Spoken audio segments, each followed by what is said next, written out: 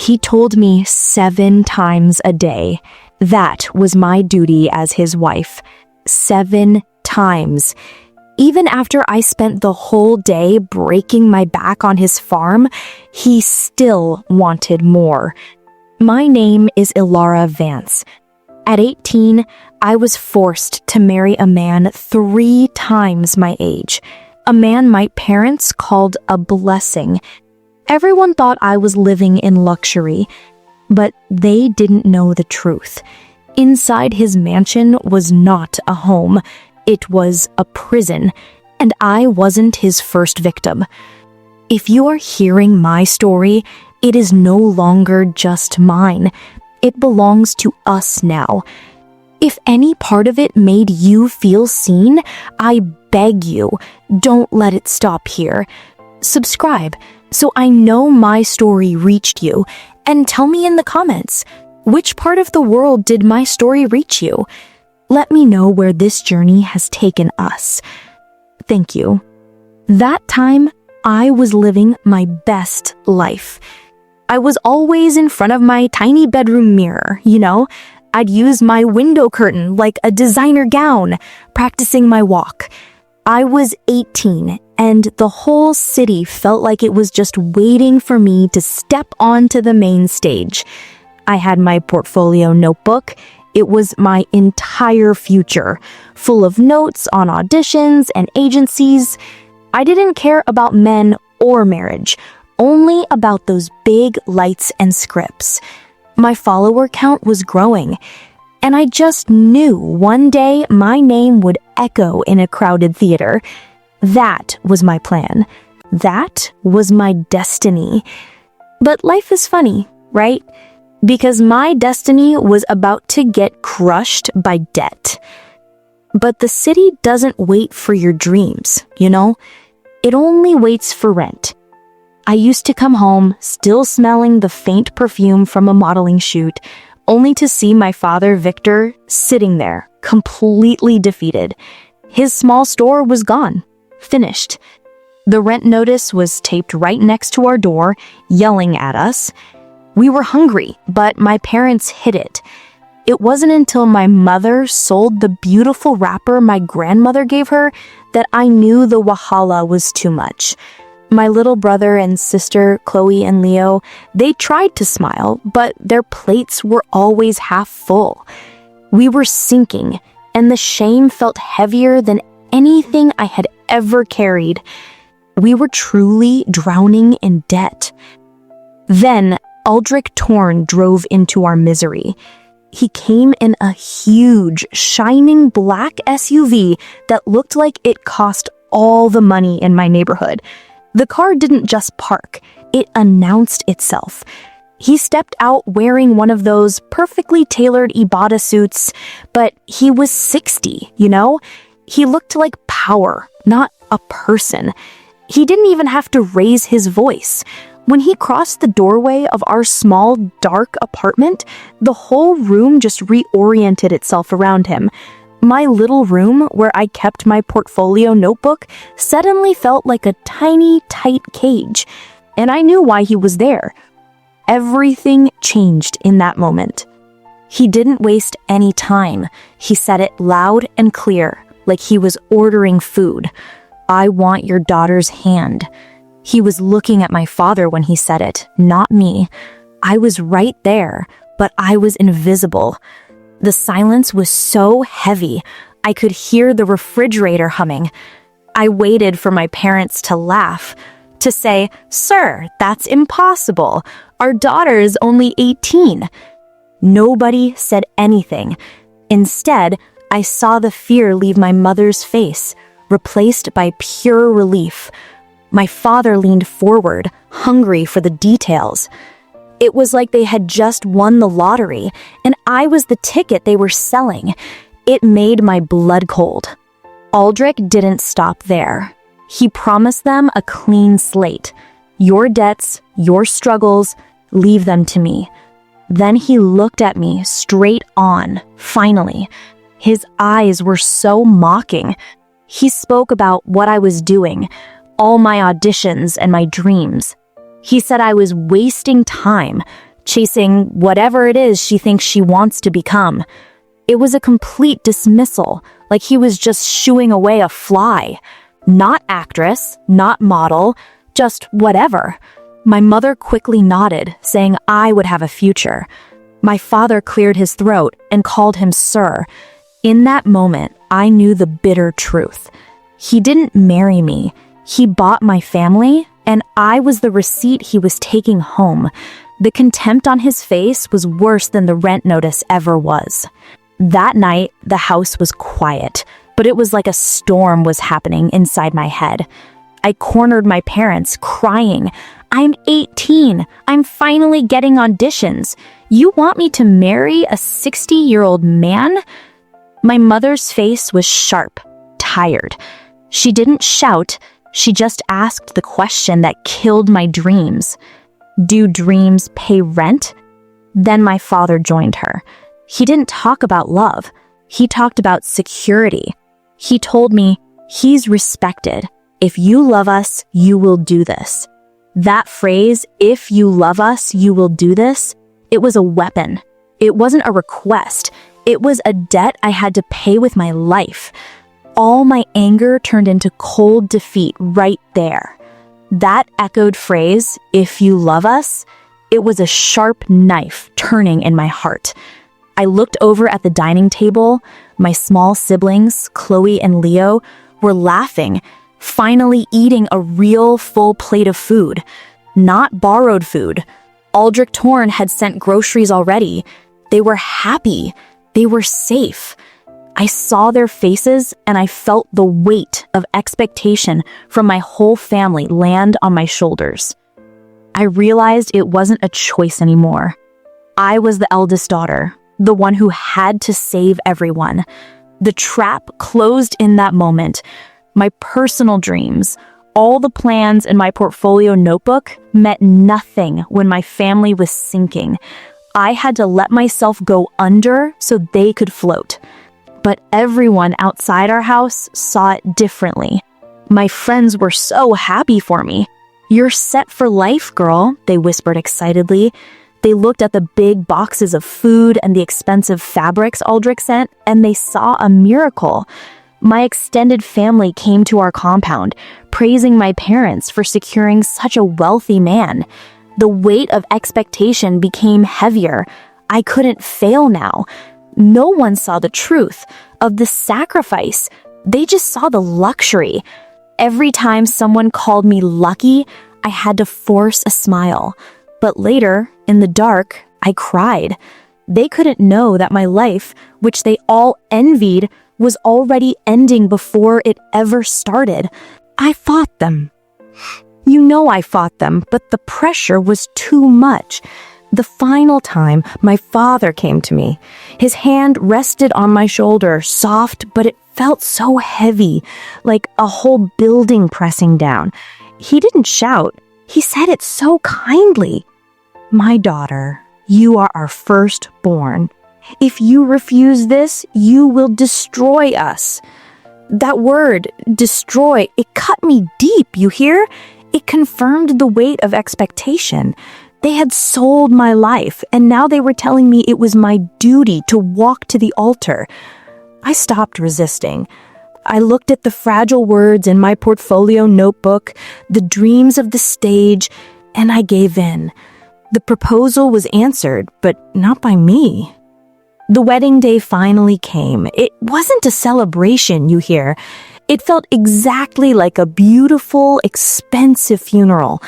I was wearing this shimmering white gown, and they put gold makeup on my eyelids, making me look like a queen. But inside, I was burying everything I ever wanted. My friends were giggling, saying how lucky I was. I felt the weight of expectation everywhere. Standing at the altar, my hands were trembling in Aldrich's strong, cold grip. He boomed his vows. When it was my turn, the words were barely a whisper, drowned out by the applause. I had promised my life away, and I didn't mean a single word of it. The applause was for the money, not the marriage. You think a wedding night means rest, Abby? No. My new life started before sunrise. I was still in that massive bed when Aldrich woke me, shaking my shoulder. He wasn't sweet, he was commanding, he was barking. The animals are waiting. Animals? I was confused. My hands were made for delicate things, for makeup brushes and holding scripts in my portfolio notebook. They definitely weren't made for shovels. He just handed me a wrapper and led me outside, straight to the back of the mansion. The first thing that hit me was the smell of manure and hot earth, that terrible smell. It was the total opposite of the perfume I used to wear. It was the first harsh truth of my prison. By midday, I couldn't feel my body anymore. My arms ached from dragging heavy buckets of water for the cows. My back was screaming from bending over to weed the soil that smelled of manure and hot earth. My soft hands, the ones that were supposed to gesture dramatically on a stage, were covered in painful blisters and mud. The glamour was gone, washed away by sweat. The worst part was the servants. They watched me from a distance, silent, with this strange, dead look in their eyes. They didn't help. They didn't talk. They just looked at me with pity, as if they already knew my end. I felt like a machine that was being used up. And the sun was so hot, it was frying my brain. When evening came, I thought the pain would stop. I thought I could finally rest, even for a few hours. I was wrong. Aldrich called me into the bedroom. He was pouring wine, smiling, but his eyes were hard. He told me, "A wife has two duties, to work and to satisfy her husband." Then he said the number, 7 times a day, Elara. My blood ran cold. I stared at him. I had worked until my arms were shaking, smelling of manure and hot earth, and he still expected that? I couldn't even keep my eyes open, and he saw me only as something he owned. This wasn't a marriage. It was a contract for my body, and I owed him the payment. I just kept staring. I must have looked shocked, maybe even terrified. Aldrich saw it, and his smile didn't reach his eyes. It just got wider and crueler. He wasn't joking. He wasn't making a suggestion. He said, "You think I married you for your pretty speeches about acting? No, I married you for this, Elara." It wasn't about me at all, you see. It was only about him. He was old, and he knew it. He saw me, 18 and strong, and I was just proof to him, to the world, that he still had strength. He wanted me to satisfy his hunger, to make him feel like a young man again. That night marked the end of my innocence and the real beginning of my prison. That first night was a torment I can't even tell you about. He was relentless. He didn't care that I was exhausted from smelling manure and hot earth all day. He used my body like a tool, like another animal he owned. I was crying silently into the pillow, muffling the sound so he wouldn't hear me. He never stopped, morning or night. I was working until I broke, then being used until I broke again. Sleep became a luxury I couldn't afford. It was just an endless cycle of sweat and shame. All I could hear in my head was that painful thought. I had to let myself go under so my family could float. That was my life now. It didn't take long for me to notice his pattern. He'd spend long hours locked in his study. I would be trying to force myself to rest, still smelling the manure and hot earth from the day's work, and I could hear sounds, faint sounds coming through the thick wood of the door. Moans, cries, loud voices giving instructions. I didn't need to ask. I knew it was films, adult films.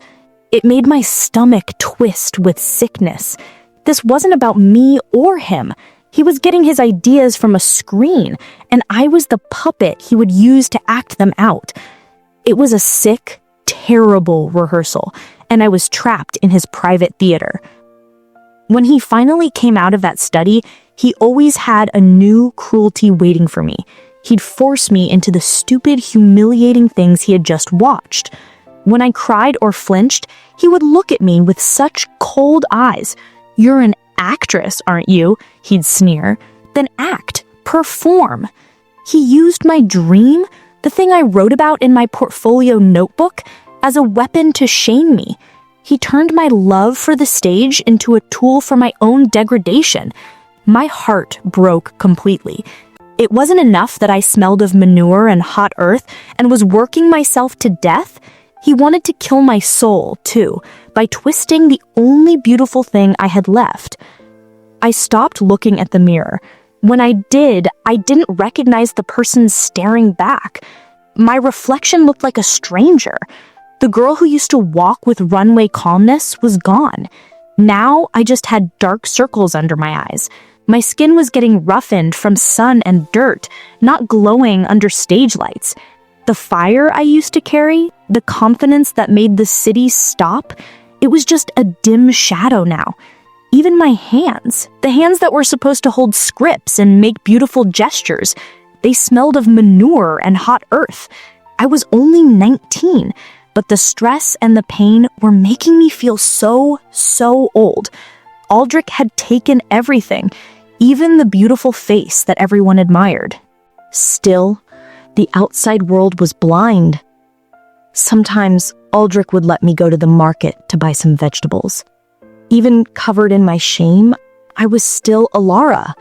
Men would still turn their heads when I walked by, whispering, "She's stunning." Women would envy my fine dress, thinking I was the luckiest young wife in the city. They didn't know the truth, you hear? They saw the luxury and the beauty, but they didn't see the bruises I hid underneath the expensive fabric. The weight of expectation was still on me. I had to look perfect so they could believe the lie that my marriage was a blessing. Nobody saw the prison bars, invisible to everyone but me. They saw the golden cage, not the pain inside. The truth started coming out in small whispers. I was in the kitchen one morning, exhausted, when I heard two maids talking low. They didn't know I was there. One muttered, "She won't last." The other replied, "No, none of them ever do." The words hit me hard. I froze right there, my heart pounding. None of them? I asked myself. Who were them? I knew the servants saw the pain and the heavy work with the manure and hot earth, but their pity was too deep, too knowing. It wasn't just my suffering, it was a pattern. Suddenly, the beautiful mansion felt even colder, filled not just with luxury, but with the ghosts of the women who came before me. The cage wasn't just mine. My chance came a few weeks later. Aldrich rushed out for a meeting, but in his haste, he left his study keys right there on the big desk. I hesitated, my heart beating so loud I thought it would betray me. But I had to know. My hands were shaking, still rough from handling the soil and the manure, but I took the keys and opened that locked drawer. Inside, I didn't find money. I didn't find secrets of his business. I found wedding photos. He was standing with young brides, one after the other. It wasn't one other woman, you hear? It was 3, maybe 4. I was just another face in his collection, another piece of property he used up and discarded. I was terrified. Flipping those wedding photos made my stomach twist up like bad food. Each woman was young, beautiful, and smiling that same fragile smile I wore. They were standing exactly where I was standing now. I wasn't the first young wife. I was just the latest in a long, cruel line. I saw dates scribbled on the backs. One was 10 years ago, another just 2 years past. It wasn't love or desire. It was a sick, repeating pattern. I was another actress cast in his horrifying, never-ending drama. I put the photos back, my hands shaking so much they left smudges. The feeling of being a new victim in an old, bad story was even worse than the constant crushing weight of expectation. I couldn't stop there. I searched deeper in the drawer, and that's where I found them. Desperate letters. They were written in shaky handwriting, and the ink was blurred like they were soaked with tears. "I can't do this anymore, Aldrich. Your demands are destroying me." Another one just read, "I wish I had never met you." These weren't just letters. They were the voices of the ghosts who haunt his house. They were warnings, you hear? They showed me that his hunger wasn't just cruel, it was literally destroying people. I quickly shoved everything back, but the truth was already inside me. My life was in danger. The next time Aldrich sent me to the market, I was trembling. I was choosing vegetables when an older woman came close. Her eyes were full of such deep sadness when she looked at me. She whispered, so low, "You must be the new one." I frowned. New what? Then she said it, "The new wife. Aldrich has had others. Too many. They all left. Or worse." My heart was pounding so hard. Worse? What did she mean, worse? I wanted to grab her, to scream for her to tell me everything. But she glanced around nervously, saw some eyes watching, and just vanished into the crowd, leaving me alone with that terrible word. Worse. Now I knew this wasn't just my pain. This was a survival story. One night, Aldrich came home drunk. He was staggering, his words slurred, and he collapsed onto the bed. I lay there, pretending to sleep, but my ears were sharp. He started muttering in the dark. "They thought they could leave me, fools." His voice was low and scary. "No one leaves Aldrich Thorne while I still breathe. I'll make sure of it." My heart turned to ice. That confirmed everything. The whispers, the letters, the word worse.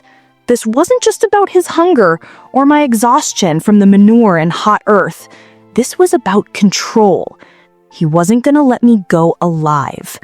I realized then that my parents saying, "If you love us, you will do this," had put me straight in front of a real predator. Hearing his drunken threat, everything finally clicked into place. I realized his hunger wasn't love. It wasn't even real desire. It was a sickness. It was this desperate fear of getting old, and I was his medicine. My body, my spirit, my dreams. He was going to consume every single part of me until nothing was left. He had already taken my acting dreams. My portfolio notebook was useless now. But if I stayed, this sickness would also consume my life. I understood then, with crushing clarity, that my sacrifice to keep my family afloat was now going to kill me. I had to choose loyalty to the family that sold me or saving myself from the monster that bought me. The breaking point didn't come in the night. It came on a hot afternoon in the fields.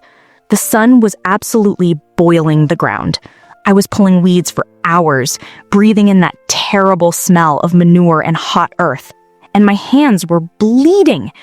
Aldrich stood over me, demanding, "Faster, stronger, you're my wife, not some delicate flower." I yanked a weed and something in me snapped. I looked down at my blistered hands and had the clearest thought I've ever had. If I stay, I will die. Not maybe die, but will die. In that moment, the debt to my family, the whole weight of expectation became less important than my own breath. I was done being a victim. After that day, the dreaming changed. I stopped wasting energy on the runway or the cameras. Those were too far, too beautiful. The portfolio notebook just gathered dust.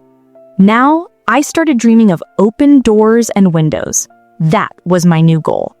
Every morning, smelling that awful manure and hot earth, I wasn't just working, I was watching. I studied the guards, noted their shift changes when they slouched by the gate. I memorized the floorboards in the hallway that creaked. This golden cage was a prison, and I was going to learn every single weakness it had. My mind was rehearsing a new, dangerous script. Escape. I needed fuel for my escape, and that fuel was money. Whenever Aldrich sends me to the market, I started pocketing a few crumpled bills from the change. It wasn't much, just a little at a time, but I carefully hid it. I actually sewed the money into the lining of my dress so he couldn't find it. Every bill was like a tiny secret piece of my freedom. This was serious work. If he caught me, I knew he would use the shame of stealing against me, saying I was ungrateful for all the luxury he provided. But my mind was fixed. That little stash was a tiny piece of hope.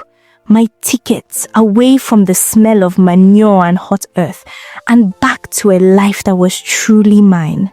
My silence started to make him nervous. I was too quiet, Abby. One evening, Aldrich put down his glass and his eyes got sharp like knives. He studied me. "You're quiet lately, not complaining either. What are you planning, Elara?" My heart started racing like mad, but I forced my face to be still. I had to act now, for real. I just lowered my gaze and whispered, "Nothing, Aldrich. I'm just tired." I knew he didn't believe me, but he couldn't prove anything. He had to believe my exhaustion from the manure and hot earth was the reason for my silence. He was testing me, reminding me that even though I had secured his wealth, the weight of expectation meant absolute obedience. The danger was getting closer, but so was my freedom. I couldn't write in my portfolio notebook anymore, but I used my mind like a stage. Every single night, I rehearsed the escape in my head like a script. I pictured every scene, sliding out of bed without a sound, crossing the floor, easing open that one window I knew was silent, then running fast, feeling the cool night air instead of the smell of manure and hot earth. The city lights in the distance were my promise. The mantra I kept repeating was, "Soon, not forever." When Aldrich gripped my chin and whispered, "Don't forget who you belong to," I just whispered back in my heart, "I don't belong to you. I belong to the road." The night came when I least expected it. No moon, no signal, nothing. Aldrich had spent hours drinking and bragging to his friends about his strength. The usual boasting. He finally stumbled in, not just asleep, but passed out drunk. His snores were so loud, they were actually shaking the room. It was like the whole house was rattling. My heart started that fast drumming I knew so well. This was it. I slid out of bed, my bare feet hitting the cold marble floor. I didn't even look at the dusty spot where my portfolio notebook used to be. My only focus was the tiny stash of crumpled money I had sewn into the lining of my dress. I retrieved it, that small secret wealth, and tiptoed toward the door. I moved like a ghost, tiptoeing down the hall. I was careful to avoid the board that creaked. I reached the window, the one I had memorized, and my trembling hands were finally on the latch. I eased it open slowly, praying it wouldn't make a sound. The cool night air rushed in and I felt freedom waiting. Then that low, dangerous voice cut through the air, sharp as broken glass. "Where you think you are going?" I froze. My blood turned to ice. I turned slowly, and there he was, standing in the dim light. He wasn't as drunk as I thought he was. My own fear had tricked me, you see. Now I was trapped, and I knew what his eyes were saying. "Don't forget who you belong to." He stepped closer, his face twisting with pure rage. "You thought you could leave me?" he hissed. Then his hand shot out and gripped my arm, crushing the bone. "You are mine," he roared, shouting the same terrible idea my parents had used on me. "Don't forget who you belong to." But I had nothing left to lose. All the months of pain, the shame, the smell of manure and hot earth, all of it boiled into one final desperate rage. I twisted hard and shoved him with all the strength I had left. He wasn't ready. His foot caught on the rug and he went down fast. His head hit the wooden bed frame with a sickening crack. Then, just silence. The snoring was gone.